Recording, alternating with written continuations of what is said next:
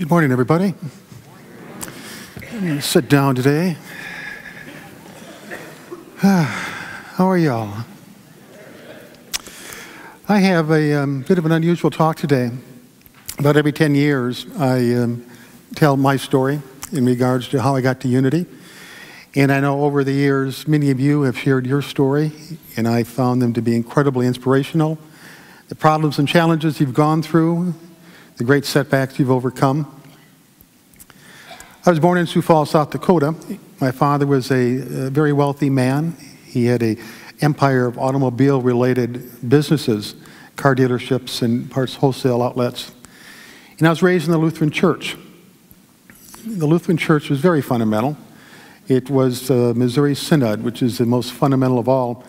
And from a very early age, I was taught that I was sinful by nature, that life was not meant to be enjoyed, but one had to suffer through life in order to find salvation at the end, that God was very disappointed by my unworthiness and would judge me when the time came where I would be sent to heaven or sent to hell.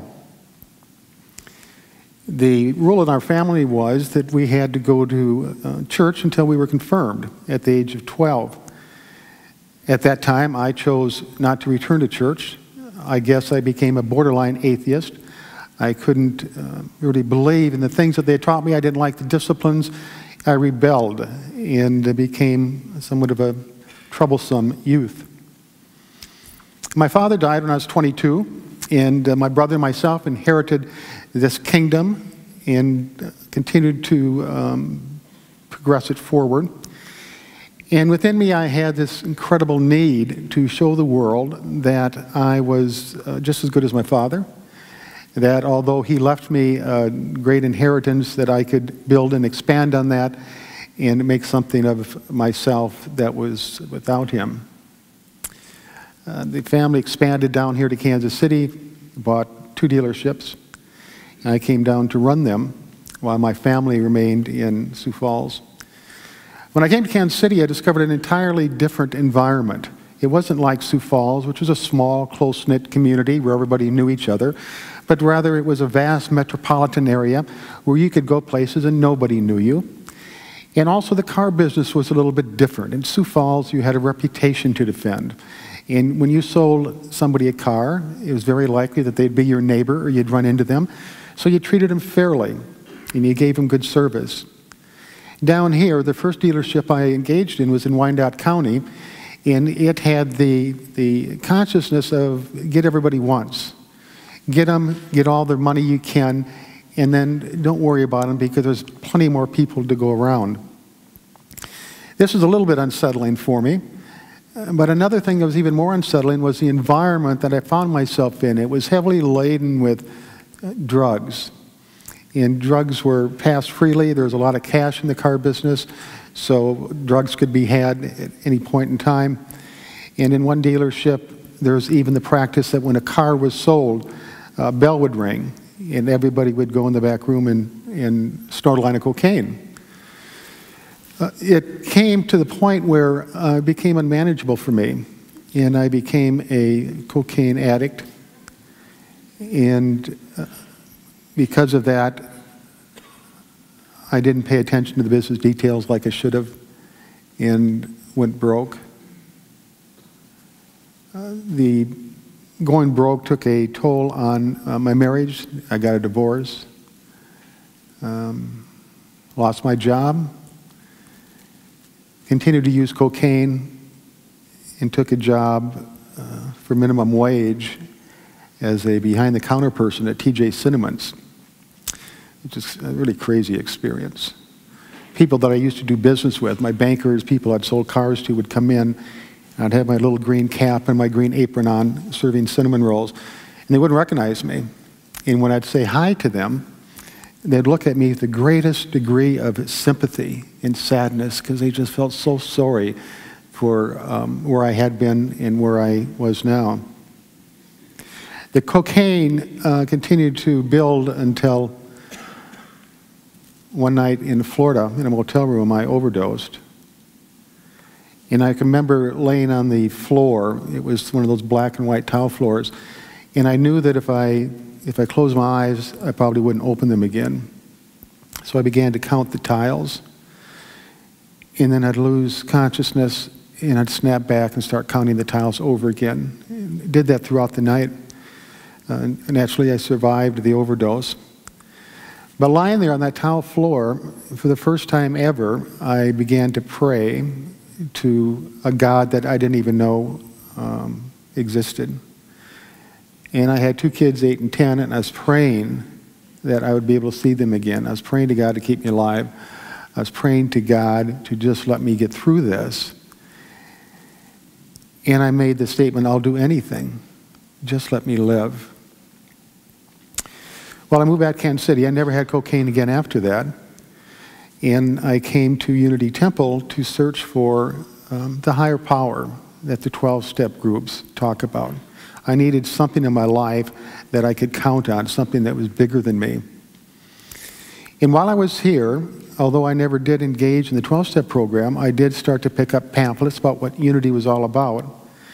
And in those pamphlets, I learned 5 principles that totally changed my life forever, and led me down a path that resulted in me sitting here today talking to you. The first thing I learned, that God was not a demanding, revengeful, angry old man sitting up in the heavens looking down at me, judging me, keeping track of what I was doing, ready to punish me. But rather, God was a spirit, an everywhere present spirit. And that spirit was personified by love and peace and forgiveness. And that no matter what happened, no matter what I did, God would never abandon me. God would never diminish in presence. God would never punish me or condemn me to hell. And that was something that I needed. The old image of God was always very abusive. And I needed something that I could really feel and embrace. And it gave me a feeling of being wanted. I also learned that God's Spirit was within me, or is within me, and providing for me attributes, spiritual attributes that are unlimited in supply. And that gave me a sense of worthiness that I'd never had before. And it also gave my life a sense of purpose. The very fact that I had love within me that was unlimited in supply, that I could express not only to the world around me, but also express to myself as well, was just an incredible awakening. The fact that I had self-confidence, and I had power, and I had strength to rise above and move beyond the problems and the challenges in my life gave me a sense of peace with life, that no matter whatever happened, this God Spirit within me would provide for me what I needed. I also discovered that I had within me a consciousness that was made up of thoughts, feelings, attitudes, and perceptions, and those things perceived life in a way that gave me my emotional experience. Now with that, I learned that my mind is very much like a new computer that had never been programmed when I was born, and then as I was raised, it was programmed by the world around me. So many of the thoughts that I had of not being loved, of anger and resentment towards many things that happened to me in my childhood, of hatred towards many people, I learned that those could be transformed. They could be forgiven. They could be healed. And that was just an incredible chance for me to begin a new life. The fact that my thoughts created my reality allowed me to move into those positions where I once felt awkward, I once felt like a failure, I once felt self-loathing, and completely transform that into an experience of having some sense of joy. I learned that I wasn't stuck with my old attitudes, but I could actually transform them through affirmation in denial. And that is affirming the good in me, affirming the positiveness, affirming the presence of God, and denying those old feelings of self-loathing, anger, and hatred. And it wasn't easy. It didn't happen overnight, but it became a practice. And that's what Unity originally was set out to do, was become practical Christianity. That means you just didn't take the Bible, read it, and abide by it, but you practice the principles of Jesus. It didn't mean that you deified Jesus and raised him up and put him on a cross and felt guilt and shame because he died for your sins, but it did mean reading what he said in the Gospels and practicing those things in your own life. And so each month I would take one thing, say for instance, treat others the way I want to be treated, and I would practice that. That would be my practice for the month. And it'd usually go for 20, 25 days, and it became a part of my system. And the next month, I take something else. And I still do that today.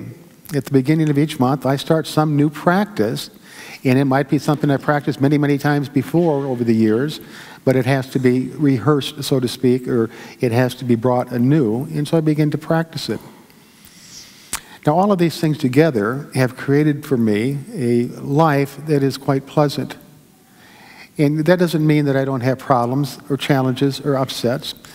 Sitting up here doesn't mean that I have arrived or that I know any more than any of you do. I'm exactly like you. It's just that our location, our environments, and our physical personalities are different. But we're all the same. We all have this incredible spirit within us that allows us to move forward and enjoy life in a most fulfilling way. I told you when I was laying on that floor that I made the statement that I would do anything. And about 6 months after that, there was an invisible tap on my shoulder, and it said, "Why don't you become a Unity minister?" I had been engaged in the teachings, and they meant a great deal to me, but I was not going to be a minister because I didn't like ministers, and I was not going to work at a church because I didn't like church. And I still was kind of, the jury was out on this God that had come to me. And so I refused. I said, "No, I'm not going to do that." Well, what do? I can't go into the same environment that I came out of because I had the same predispositions that I had before. It wasn't cocaine that was the problem. It was the attitudes and the deep felt woundedness that drove me to do that, to cover it up, to hide it, to make it go away for a time being. And those attitudes were still there deep within me, and they needed to be healed. So I continued to resist this call and resist this call, and then finally the little voice said, "But you said you'd do anything." And I says, "Well, okay, I'll give it a try." I truly thought this was a call from God.